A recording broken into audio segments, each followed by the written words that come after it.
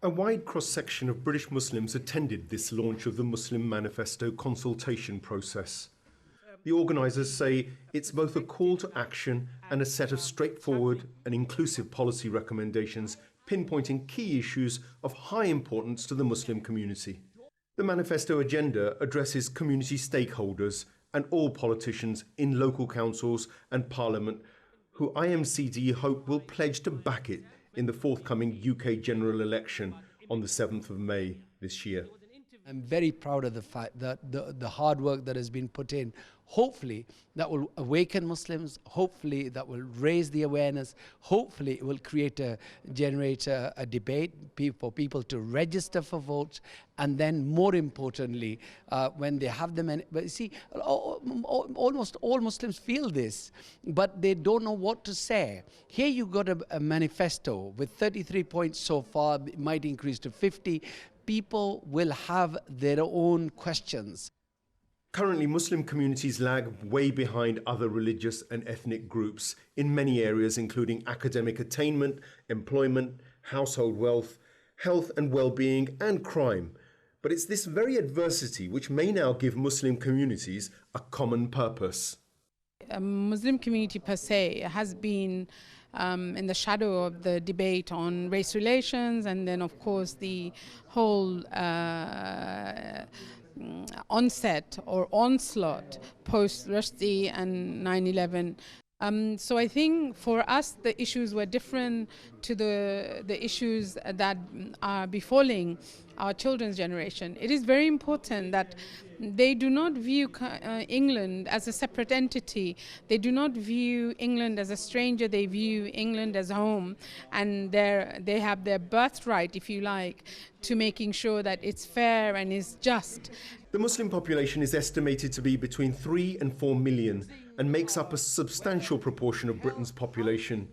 Most significantly, it holds the swing vote in over 40 constituencies. However, emerging activists argue Muslims have lacked a clear political agenda in the past, and the Muslim Manifesto intends to change this, with its focus on civil rights, equality and justice for Muslims and their neighbours. We believe that that this movement could actually replicate many of the international movements, but certainly it's a sort of a struggle for justice and struggle for equality and fairness for our communities, and that's what we will do. With the general elections in Britain looming, Muslims have laid down a really serious test for parliamentarians who are coming for their votes. The Muslim Manifesto represents a document which enshrines what perhaps Muslims really need.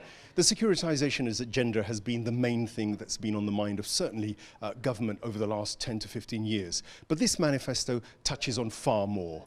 Mohsin Abbas, Al-Ittija TV, London. Well, our correspondent Mohsin Abbas now joins us live in our London studios. Mohsin, thank you very much for joining the bulletin.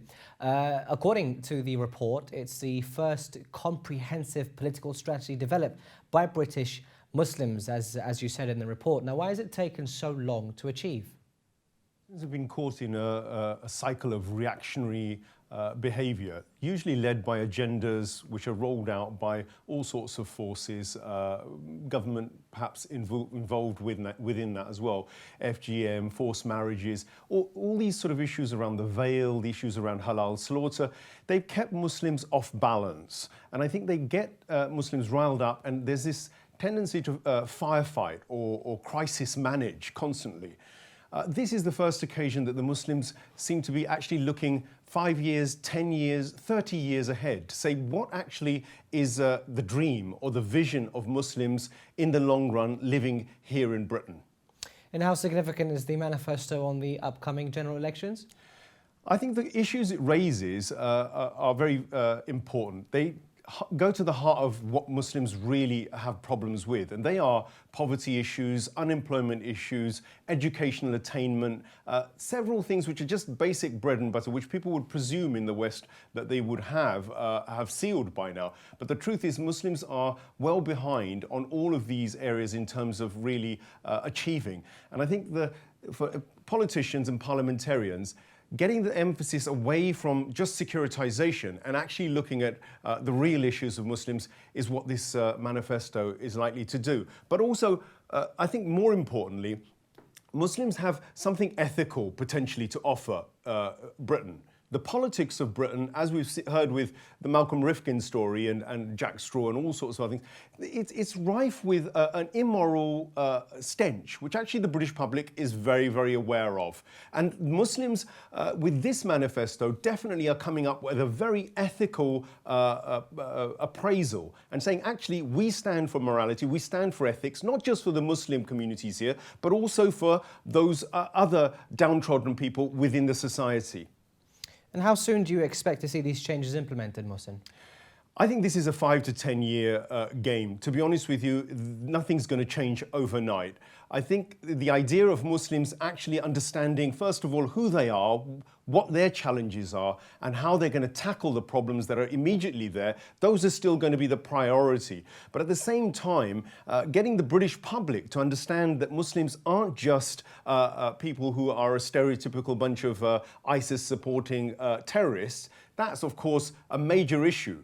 And to humanize the Muslim story and the Muslim narrative in Britain, I think unless you start getting this proactive agenda, you wouldn't see the wider improvement. So I think it's a long-term game, but certainly Muslims have made a very positive start with laying out their stall on what they want in terms of commitments from their parliamentarians. Right, Mohsin, you did mention priorities. I mean, some would say that we should target the media to portray Muslims unbiasedly. Would you think that targeting the media or political participation would be the priority for you? Well, absolutely. I mean, one of the clauses within this 33 actually deals with the hate crimes on media, which are constantly allowed to be perpetrated. And the call for legislation at all levels, Britain ultimately runs according to the rule of law. And if you can get things legislated, then people will behave themselves. It seems that the media definitely is one of the areas where a lot of bad behavior has gone on in terms of stereotyping and vilifying Muslims. So I think that's a very, very high priority on the list of Muslim demands. How far politicians are going to be willing to take this up remains a question that is going to be answered, obviously, only in the future. And the British government, have they reacted to this manifesto? So far, politicians have reacted very positively. They're very interested because it's the first time they're getting a comprehensive list of what Muslims want. So they're going to have to be interested, but the track record of establishment is this, that they'll either, if they don't like it, they'll either ignore it or they will try and find alternatives with people who are safer for them to deal with. Because the kind of people who are coming up here at the moment in this movement are grassroots, bottom-up individuals who normally don't necessarily get entertained by government. So this is a challenge for those middle agents that have been controlling Muslim agendas and actually have made a hash of things. We're just going to have to leave it there. Our correspondent Mohsin Abbas, who joins us from our studios in London, thank you very much for your time.